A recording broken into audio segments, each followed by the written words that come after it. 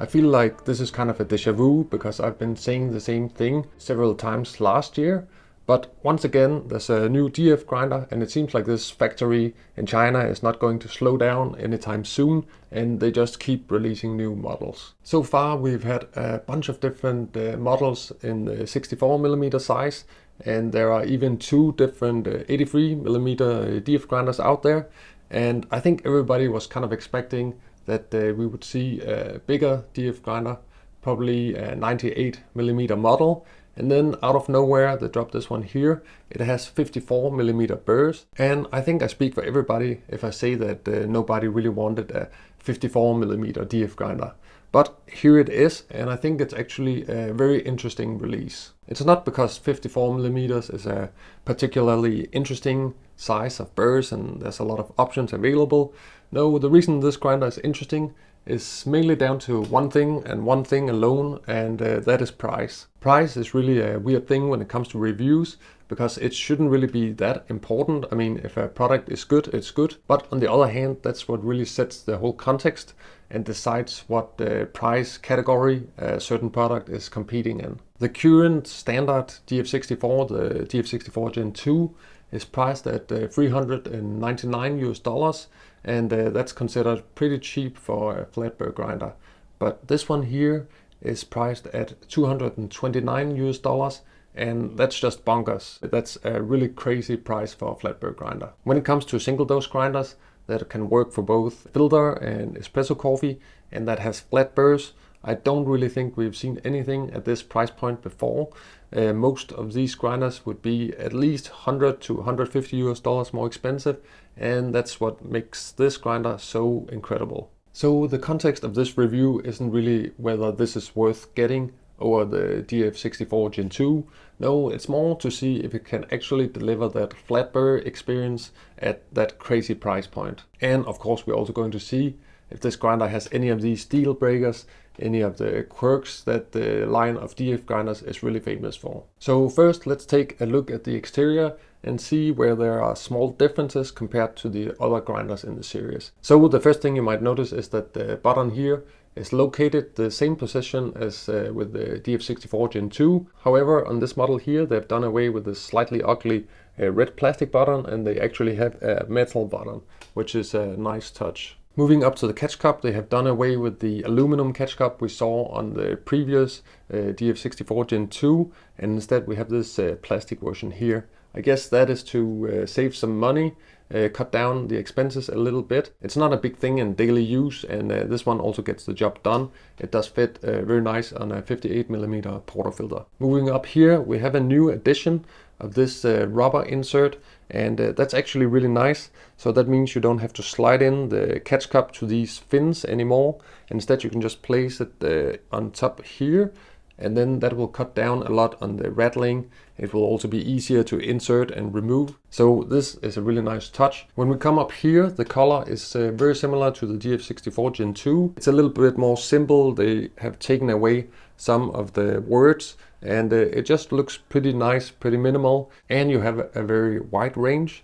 I've been grinding espresso at around setting 15 here, and then drip coffee is up around 60. So you can see just from this range that it will be quite easy to dial in any brewing methods that you want to brew. A bit of a letdown is at the top of the bellows here. This wooden cap, it's a little bit more ugly than what we've seen on the most recent DF83 and the DF64 Gen 2. I guess it's not a big deal, but it does make the overall grinder look a little bit cheaper. The same can be said about the bellows. They don't have quite as well a fit as the DF64. It's a lot easier to slide it off by accident. They could have extended the slip a little bit further, and then the fit would be more secure. Another slightly disappointing thing is this new dial indicator here. It's nice that they have finally tried to find a solution that was a little bit more built in, but this one here is pretty useless because you can't move it. So if you were to change burrs and they would have a different 0 point, then you would still be stuck with the old 0 point, so you would have to kind of recalibrate in the head where you are. So the good thing is at least you can take it off, and then you could add a third part accessory, and I'm sure there's going to be some 3D printed versions very soon. Another thing that's a little bit annoying is that If you want to access the burr chamber, then you have to unscrew this one here every time. And the screw is not quite a standard one. It's a pretty small hex key. So you have to make sure that you keep this key around. Otherwise, the collar will get stuck here if you're trying to remove it. So in almost typical DF fashion, you could say that this is 2 steps forward and 1 step back. And probably in a few months, there will be a DF54 version 2 or 3 where they fix these small issues. But overall, I have to say, it very much just feels like the DF64 Gen 2 shrunken down into a smaller package. When you hold it, it's a quite sturdy feeling grinder. You can tell that most of the construction is aluminum, it's metal. So if you compare it to something like the Fellow Opus and the Barata Encore, this is a way more sturdy feeling grinder. And I would have more confidence both in the motor and the overall construction in the years to come. Now, this is a single dose grinder. So one of the most important things to find out is how the retention is, if it's low or high or medium. The DF64 Gen 2 was pretty good in this regard, but since this is a different design, let's test it. So I measured out 2 doses of 16 gram espresso coffee here, and let's just see how much stays in the grinder and how much comes out again. Okay, it's at 16.1 now. I'm just gonna pour it in and at the same time also start the timer so we can see how fast it is. And the setting is 15, so it's a pretty typical espresso setting in my testing.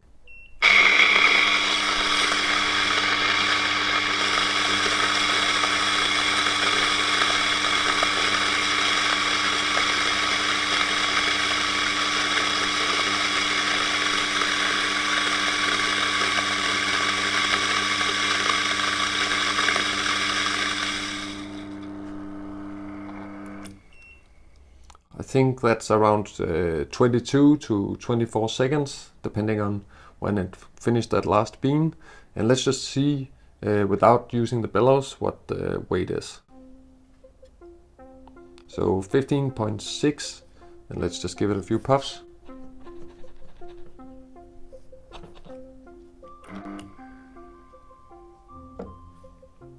$15.5 now. 15.7. So the scale is a little bit confused. Let's try to grind a dose more and then we can see what it says. And we got 16 in again. Let's start the timer. And once again, it's around 24 seconds. And let's just check the weight. We're at 15.8.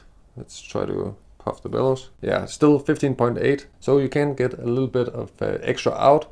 But even without using the bellows, the retention seems to be pretty low.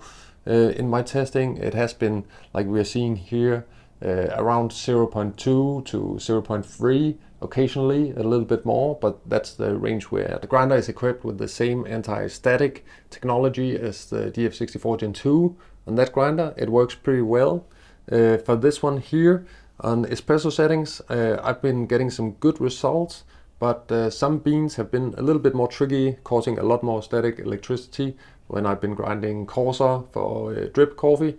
So let's just try a quick test here and then we'll see how well it works. So I'm going to turn the grinder up here to setting 55 and then I'll measure out this coffee here. This is a pretty light coffee from Manhattan Coffee Roasters, and this is the typical kind of coffee that can cause some extra problems with static electricity. So let's just see how it's going to operate. And once again, I'm going to measure the retention and the grinding speed. So I have 13 grams going in. I'm just gonna load it, and no RDT or anything.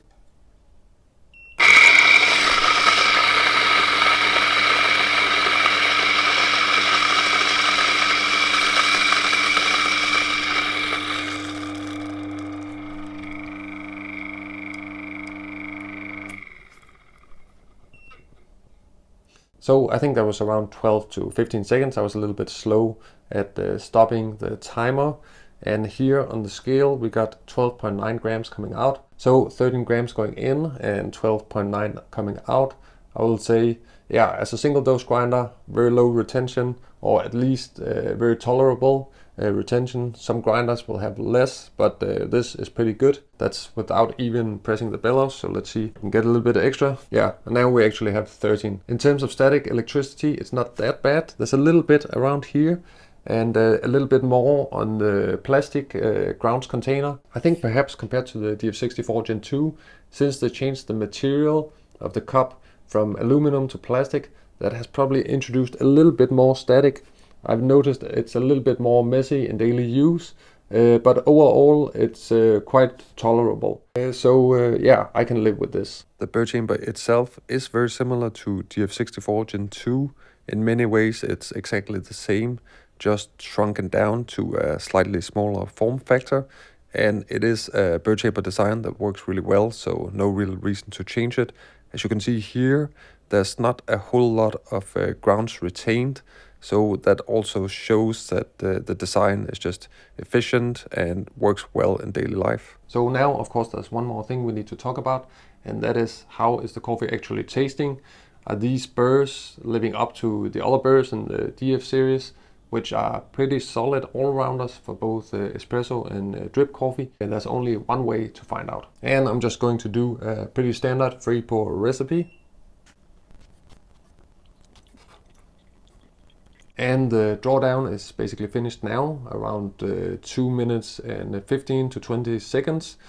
So that indicates a pretty consistent grind size. And let's just try. Does smell amazing, but it's also this coffee. It is a very tasty coffee. Let's try it.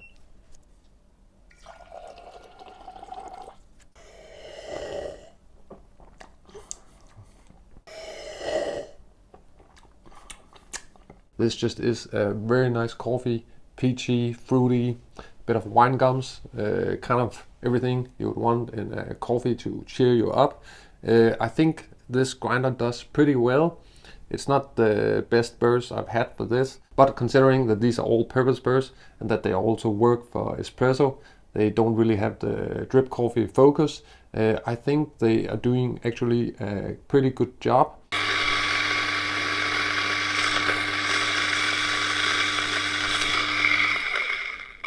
And pretty nice experience to grind directly down into the portafilter. The grounds are pretty fluffy here, as you can see. And now let's try the shot. Pretty dark roast at a 1:2 ratio. Just a very nice, enjoyable shot. It's kind of a dark chocolate territory, but overall really good. I will say these burrs, they are not really clarity monsters or texture monsters. They are somewhere in between. I think they perform pretty well, kind of all around. And that's also the beauty of these burrs here, is that I find it's a good compromise between something that's usable for filter coffee and espresso.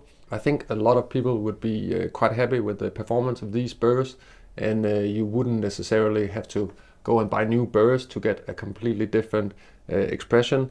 With the DF64 Gen 2, it's very common to buy SSP burrs to upgrade the flavors. I think if you get a grinder at this price range, $229 then you're not going to go out and buy $200 burrs. So if you see this as your budget and you don't want to do any upgrades, I think you'll be happy with these flat burrs for quite a long time. You probably will have the option to change to other burrs. 54 millimeters is not the most common size, but there are a few other brands that makes them. For instance, Ditting has a famous set of steel burrs used in the Baratza Vario and Baratza Forte. So even though there are no SSP options currently available in this size, I have a feeling that we'll probably have some other options. The Rancilio Rocky was a very popular espresso grinder for many years, and that one only uses 50 millimeter burrs. The same thing with the Eureka Mignon, Silencio, and a few of the other models. They also use 50 millimeter burrs. So it's not like these are tiny and can't grind for espresso. They have been used for espresso for many years. And in my testing, is there a huge difference between 64 millimeter and 54 millimeter burrs? I don't really think so. It depends much more on the geometry. I've had worse espresso from 64 millimeter burrs than from this grinder here, and the same with drip coffee.